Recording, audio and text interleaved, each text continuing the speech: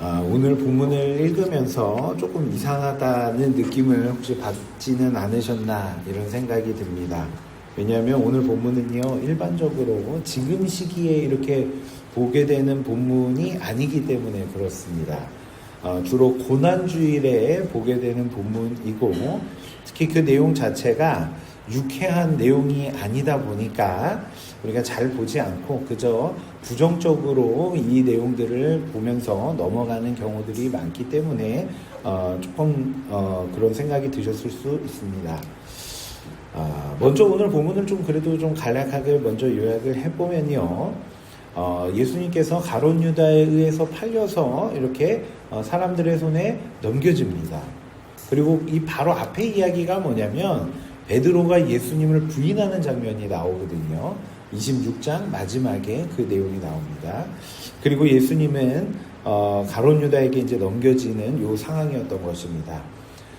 그때 예수님을 넘겼던 유다의 마음에 찔림이 있었고, 오늘 본문을 보면 뉘우쳤다라고 이야기합니다.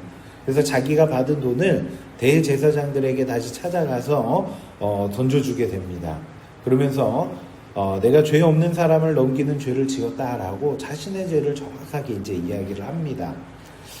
사람들이 근데 뭐라고 얘기하냐면 그것이 우리하고 무슨 상관이 있냐 이렇게 하면서 이제 우리로 얘기하면 이제 손절을 하는 거야. 그건 네가 잘못한 거지 뭐 우리가 잘못한 거냐. 너가 넘겼잖아. 이렇게 이제 이야기를 한 거예요. 그러자 가룟 유다는 그 찔림 속에서 돈을 그들에게 던지고 스스로 목을 메어 자살을 하게 됩니다. 대제사장들은 그 돈이 핏값이기에 성전부에 넣는 것은 옳지 않다라고 결정을 해서 그 돈을 가지고 뭘 하냐면 토기장이의 밭을 사고 나그네의 묘지로 그것을 이제 사용하게 됩니다. 그리고 그에 대한 추가적인 이 내용들이 있는데 이것이 예레미야를 통해 하신 말씀이 이루어진 사건이었다라고 이야기하면서 오늘 본문이 마무리가 됩니다.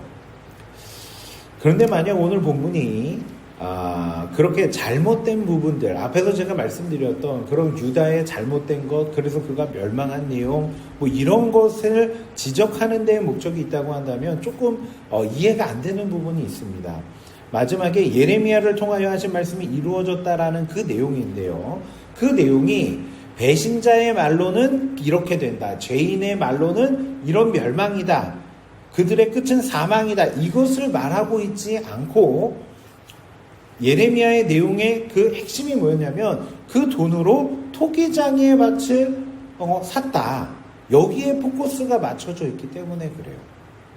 우리가 생각할 때는 가룟 유다가 잘못했고 배신했지만 그가 자살했고 그래서 그런 멸망받는 발걸음으로 걸어갔다. 이게 굉장히 중요한 것 같아 보이지만 성경은 그것보다도 그 돈으로 예수님을 판 그 돈으로 무엇을 했는가에 더 집중하고 있다는 것입니다.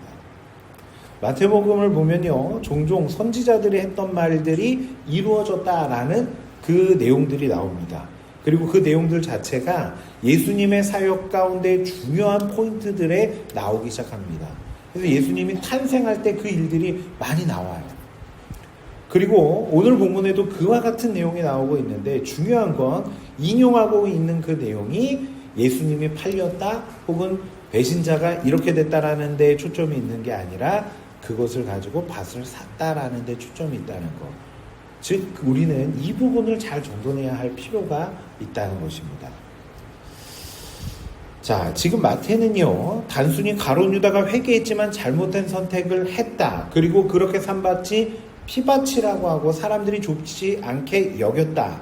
지금 이런 말을 하고 싶은 게 아니라 예수님을 넘겨주면서 받은 그 돈, 예수님의 생명의 값을 가지고 사람들은 땅을 샀다라는 이야기를 하는 것이고 그것이 오늘 본문에 나오고 있는데 그게 나그네의 묘지가 되었다라는 거예요. 오늘 본문을 통해서 우리가 여러 가지를 정돈해 볼 수 있지만 저는 이 본문을 통해서 교회가 어떤 곳인지에 대한 생각을 해보고자 합니다.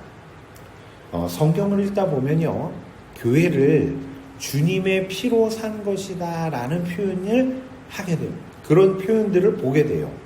사도행전 20장 28절 말씀을 보면 하나님이 자기 피로 사신 교회를 보살피게 하셨느니라. 이런 표현이 나와요. 그러니까 교회는 뭘로 산 거예요? 자기의 피로, 하나님의 피로. 네. 자, 그리고 또 성경에서는 또 어떤 내용들이 있냐면요. 피에는 생명이 있다라는 표현들이 있어요. 네, 우리 생각에는 혈액, 이 정도, 거기에는 산소가 있고 뭐 이런 정도로 생각하고 있지만 성경은 어떤 개념을 가지고 있냐면 그 피에는 생명이 담겨져 있는 거야. 이것을 계속 강조해서 이야기하거든요. 그러니까 주의 피값이라고 하는 것은 주님의 뭘 이야기하는 게 되는 거죠? 생명을 이야기하는 거예요. 주님의 생명으로 무언가를 샀다라고 이야기하고 있고 그것이 또 다른 본문에서는 교회였다라고 이야기하고 있는 것입니다. 즉 우리는 이 부분들을 통해서 뭘 정돈해 볼 수 있는 거냐면 교회의 특징들을 생각해 볼 수 있는데요.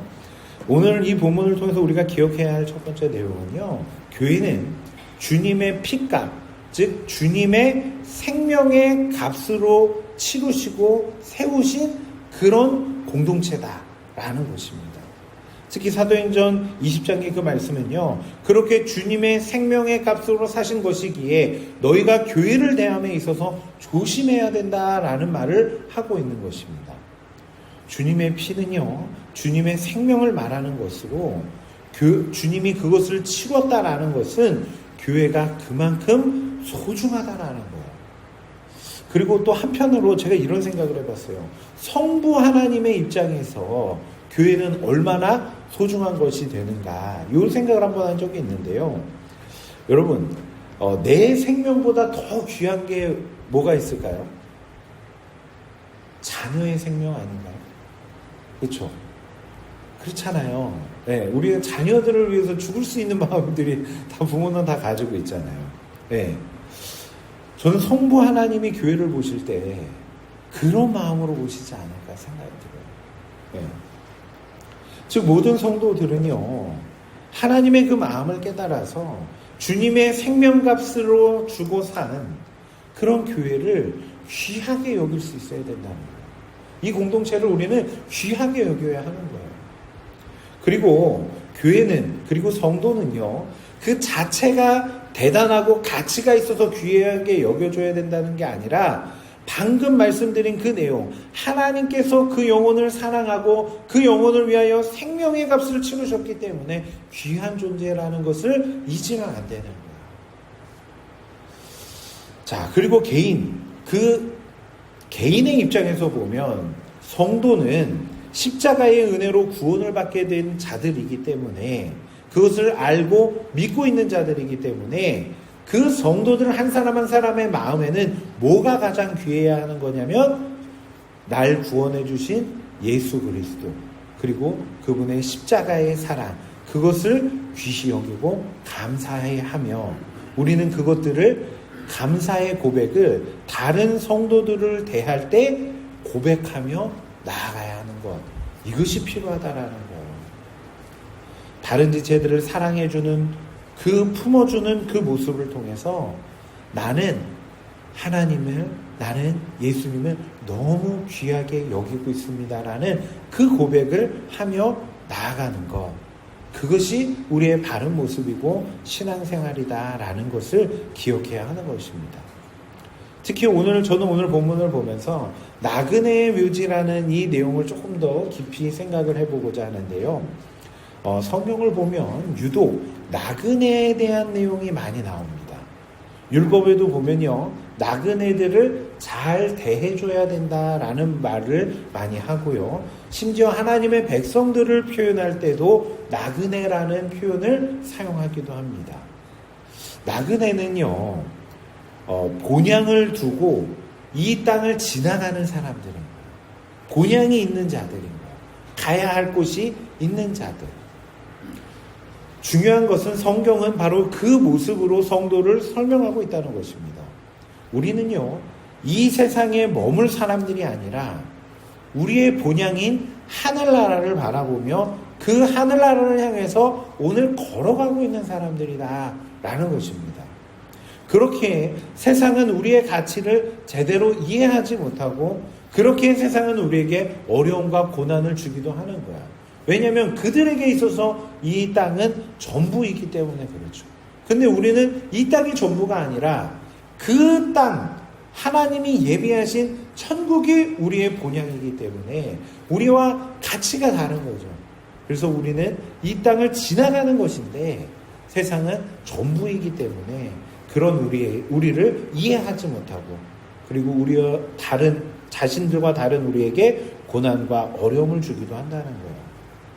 자, 성도는요, 자신에 대한 정체성이 뭐냐면 하나님이 세상을 만드셨고 전능하신 분인데 그분이 날 귀히 여기신다. 그분이 날 생명의 값으로 사셨다. 날 사랑하신다라는 그 믿음을 가지고 오늘을 살아가는 거예요. 고통과 아픔, 괴로움을 세상에 줄 수 있지만 그 가운데 하나님께서 날 그렇게 사랑하시고 버리시지 않는다라는 그 믿음으로 오늘을 살아가는 것.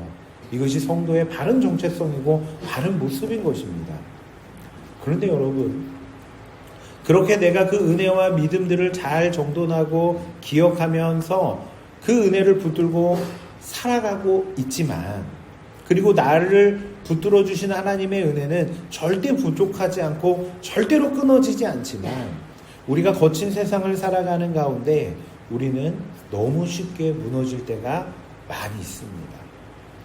아니, 우리에게 다가오는 세상의 공격들은요, 우리로 하여금 내가 가지고 있는 신앙을 금방 흔들 만큼 너무나도 크게, 너무 무섭게, 너무 힘들게 우리에게 다가오기도 한다는 것입니다. 소망을 품고 살아가는 것, 우리의 본향이 있고 그것을 향해 가고 있다는 것, 그것을 우리가 다 알고는 있지만 우리가 마주하게 되는 그런 현실은 그렇게 이상만 바라보며 나아가기에는 너무 크게 우리에게 다가온다는 것입니다. 그런 우리에게 주신 하나님의 은혜와 선물, 그것이 뭐냐면 이 공동체, 교회이기도 한 것입니다.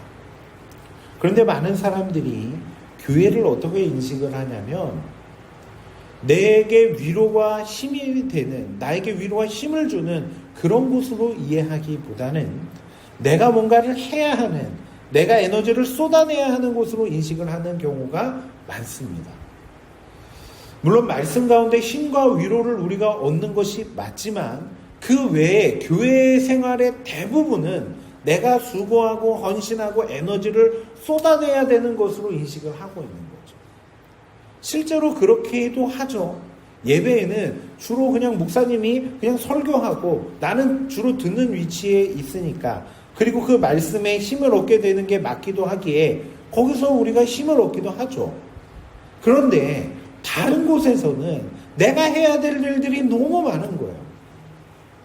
그리고 그것이 힘겹게 여겨지기 때문에 다른 곳에서는 내가 에너지를 쏟아내야 한다는 그런 생각이 들고, 그리고 그래서 힘들고 부담스럽게 다가오는 공동체, 그게 교회라고 여겨지기도 하는 것입니다. 특히 제가 요 몇 주 동안에 계속 강조하고 있는 교제에 대한 부분들을 생각해 보면요, 말은 다 좋고 소중한 게 맞지만 실제로 교제는 우리에게 힘이 들거든요. 그것을 내가 하기 위해서 감당해야 할 부분들이 부담스럽게 다가오게 되는 거잖아요. 나를 희생해서 다른 이의 유익을 구하는 삶, 이게 쉬운 사람은 하나도 없다는 것입니다. 그래서 교회는 선하고 좋은 곳, 내게 힘이 되는 곳이라는 것을 부정하지는 않지만 한쪽에서는 부담스럽고 힘들고 짐처럼 여겨지는 곳, 그런 공동체, 그게 교회라고 우리가 생각이 들 때가 많습니다. 그런데 여러분, 교회는요, 내가 희생하고 내가 에너지를 쏟아내야 되는 공동체로 보여지지만 사실은 내가 살게 되고 진정한 힘과 위로를 얻게 되는 공동체인 것입니다. 이 땅에서 하나님의 백성들이 나그네로서의 삶을 살아가며 본향을 향해 나아가고 있을 때 그 모든 발걸음 하나하나에 힘을 주고 있는 공동체가 바로 교회라는 것을 잊으면 안 돼요. 저는요, 우리 성도님들 한 사람 한 사람이 너무 귀하게 여겨집니다. 단순히 성도님들이 뭐 귀하니까 그래서가 아니라 바로 성도님들이 또 이 옥산교회라는 이 공동체가 나그네인 저의 발걸음이 그 맞다고 이야기해주는, 알려주는 그 발걸음이 귀하다고 깨닫게 해주는 증거가 되기 때문에 그래요. 저는 목사 안수를 받은 이후에도요, 사역을 감당하면서 내가 가는 이 길이 맞는 것인가? 라는 생각을 할 때가 종종 있습니다. 주로 힘이 들 때 그러죠. 어려울 때, 그리고 앞이 잘 보이지 않을 때, 막막할 때 그런 생각을 하게 돼요. 여러분도 혹시 그러지 않으시나요? 내 앞길이 너무 막막할 때, 내가 신앙을 지키며 나아가는 거는 맞지만 그렇게 신앙을 지키며 나아가는 내 발걸음이 너무 힘들고 막막할 때, 내가 정말 신앙생활 잘하고 있는 게 맞나? 이런 생각이 우리에게 들 수 있잖아요. 왜 제가 사역을 하면서 느끼는 것은요, 제가 감당하는 사역이 맞다는 것을, 그래서 하나님이 그 모든 발걸음을 귀히 여긴다라는 것을 나는 믿고 그 일을 하지만 그 믿음이 흔들릴 때도 있는데, 그때마다 하나님께서는 성도들을 통해서 저에게 알려주고 계신다. 지난 시간에도 한번 말씀드린 것처럼 하나님께 예배하는데 사람의 수가 무슨 의미가 있나요? 라고 이야기하면서 찾아왔던 그 청년처럼 하나님께서 성도들의 그 말과 행동과 그들의 헌신과 이런 모든 모습들을 통해서 저에게 자꾸 알려주시는 거예요. 지금 사역 잘하고 있다. 귀하다. 내가 너무 기뻐. 다시 그러니 힘을 얻고 일어서라. 하나님 말씀하신다는 거죠. 그게 지난 시간에 말씀드린 알아줌의 모습 속에서도 저에게 오고 있는 거죠. 그 알아줌의 교제 속에 하나님의 음성들을 듣게 된다는 거예요. 하나님의 음성, 뭐 대단한 막 창고나 막 이러면서 그런 거 전 잘 없어요. 그런데 성도들과의 대화 속에서 성도들의 모습들을 보면서 성도들의 신앙의 그런 모습들을 보면서 나의 그 사역 가운데 하나님이 함께하고 계시는구나. 하나님이 역사하고 계시는구나. 그 사역이 맞는 사역이구나. 이런 생각을 하게 된다는 거예요. 여러분, 교회는요, 그런 공동체인 거예요. 거친 세상 속에서 믿음만 붙들고 나 혼자 막 가는 거, 이거 견디기가 너무 힘든데, 같은 믿음으로, 같은 발걸음으로 걸어가는 하나님의 백성들의 모임이 있구나. 나 혼자 가면 이게 맞는지 안 맞는지 너무 헷갈리는데, 교회에 오니까 동일한 삶을 살아가는 사람들이 있다라는 것을 알게 되고, 그것을 통해서 이게 맞구나. 이것을 알게 되는 공동체이기도 한 거예요. 우리는 이 공동체를 통해서 하나님의 마음을 알게 되기도 하고 하나님의 위로를 경험하게 되기도 하는, 그렇게 힘주시는 하나님의 음성을 듣게 되는 공동체, 그게 교회인 것입니다. 그리고 그 하나님의 음성이 어떻게 우리에게 들려지냐면, 1차적으로는 이렇게 설교하는 그 설교를 통해서 우리에게 들려지기도 하지만, 이 말씀을 듣고 십자가의 복음을 깨닫고 그 은혜 안에서 이 공동체가 하나임을 고백하게 되는 성도들이 하게 되는 그 삶의 메시지, 그게 사실은 교제의 삶으로 나타나거든요.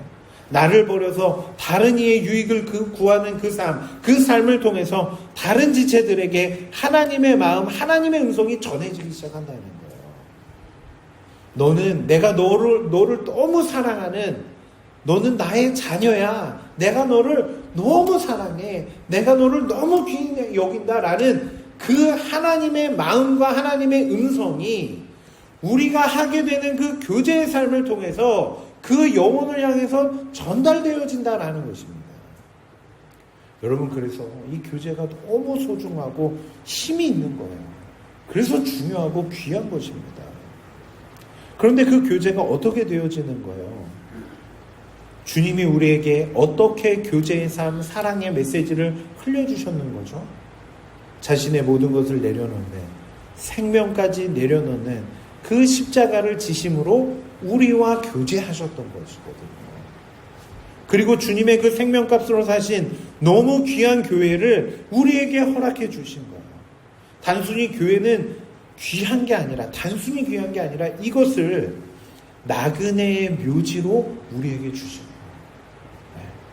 나그네는 바로 성도고 나를 말하는 거고, 교회에서, 이 나그네의 묘지에서 내가 나를 내려놓는 것, 교제의 삶을 살아가는 것이고, 그 가운데 하나님의 놀라운 은혜와 위로를 누리게 하게 되는 그 공동체, 그 은혜로 우리에게 교회를 주셨다라는 것입니다. 여러분, 교회는요, 내가 나를 내려놓는 그런 공동체가 되어줘야 되는 거예요. 나를 내려놓음으로 실천되고 나를 내려놓음으로 고백되는 십자가의 사랑을 채워가는 그 장, 그리고 그 모습 속에 다른 지체들에게 하나님의 사랑을 선포해주는 그 공동체, 그래서 하나님이 우리에게 보여주신 그 교제를 완성해가는 모임, 그것이 교회인 것입니다. 근데 때로는 이런 생각을 하기도 합니다. 나는 다른 사람의 헌신을 통한 유익을 나는 좀 받으면서만 살면 좋겠는데, 이런 생각이 우리에게 들 수도 있어요. 여러분, 누군가가 나에게 너는 참 귀하고 너는 참 잘한다 뭐 이렇게 말해주는 것, 그것을 들으면서 가는 것도 중요한데요, 내 스스로 그것을 기억하고 되뇌이고 내 스스로 말하고, 이것도 굉장히 중요해요. 다른 사람이 나에게 너는 굉장히 소중한 자야 이렇게 말해주는 것 너무 중요하죠. 근데 내 스스로도 나도 귀한 사람이야, 나도 할 수 있어, 이런 용기를 가지면서 나아가는 거 굉장히 중요하거든요. 그런데 언제 우리가 나의 이 정체성을 스스로 말하고 고백하고 기억하며 나아갈 수 있는 거예요? 교회 안에서 내가 사랑을 채워갈 때, 교제를 하며 나아갈 때, 그때 그게 되어지는 거예요. 내 스스로 나의 정체성을 고백하는 순간이 되어지는 거예요. 여러분, 이웃은요, 내게 지워준 짐이 아니라 내가 그 믿음의 고백을 할 수 있도록 하나님께서 베푸신 기회라는 것을 잊으면 안 되는 것입니다. 그리고 하나님이 귀히 여기시는 영혼을 향해 여러분이 이제 하나님의 음성이 되어주셔야 돼요. 하나님의 메시지가 되어주셔야 돼요. 그 영혼을 품어주는 그 사랑으로, 넌 너무 귀한 존재야 라는 하나님의 음성이 되어주셔야 되는 거예요. 물론 사랑에 실패할 수도 있는데요, 그때 사랑이 너무 힘든 거구나, 이것을 안다면 그보다 더 힘든 사랑을 감당하신 그 십자가의 은혜가 얼마나 큰지 깨달으면 되는 거예요. 그리고 그 상황 속에서 기도하며 나아가는 거예요. 하나님, 나도 주님처럼 다른 이웃을 사랑하는 삶을 살게 해 주옵소서. 이 기도하며 나아가는 것입니다.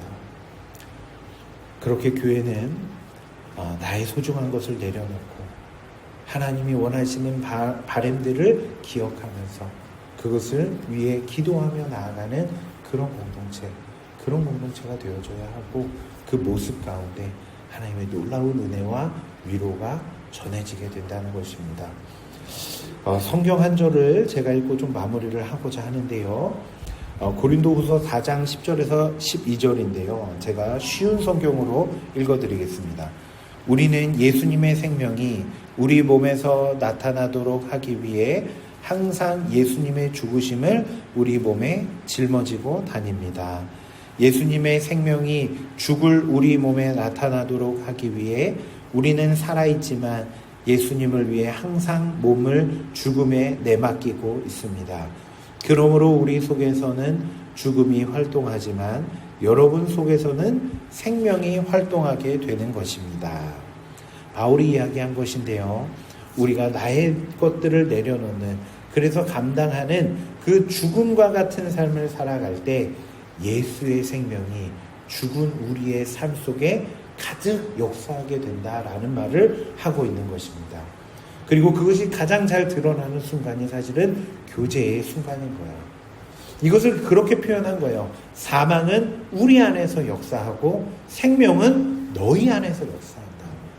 내가 나를 버려서 다른 이의 유익을 구할 때 사망은 나에게서 역사하지만 생명은 너희 안에서 역사하게 되는 그 교제가 일어나게 된다. 생명이 너희 안에서 일어나게 된다. 이게 계속 말씀드린 교제잖아요.